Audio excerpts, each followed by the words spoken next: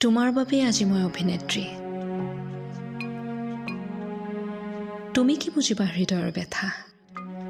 তুমিতো মাথো মোৰ সুখৰহে সংগী, দুখৰটো নহয়। আজি মই কৃত্ৰিম হাঁহি পিন্ধা অভিনেত্ৰী জানা। এৰা, এয়া তোমাৰেই কৃপা। অভিনেত্ৰী নহয় মই, কিন্তু অভিনয় কৰিব লৈছোঁ নতুনকৈ। তোমাৰ বাবেই সম্ভৱ হৈছে জানা। লগৰবোৰক লগ পালে আৰম্ভ হয় মোৰ এই অভিনয়। কাৰণ আজিকালি নাথাকে যে তোমাৰ মোৰ ঘণ্টাৰ পিছত ঘণ্টা ফোনৰ সম্পৰ্ক। এতিয়া আৰু যে নাই সেই হাবিয়াস তোমাক লগ পোৱাৰ।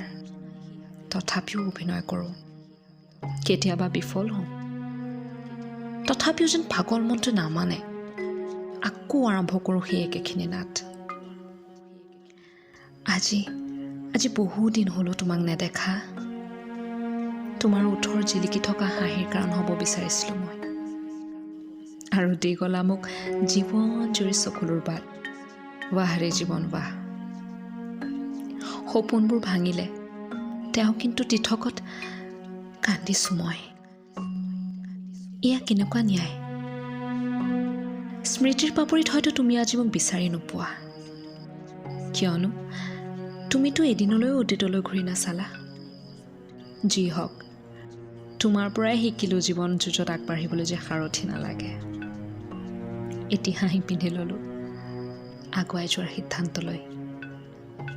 উভতি নাচাওঁ আৰু অতীতলৈ।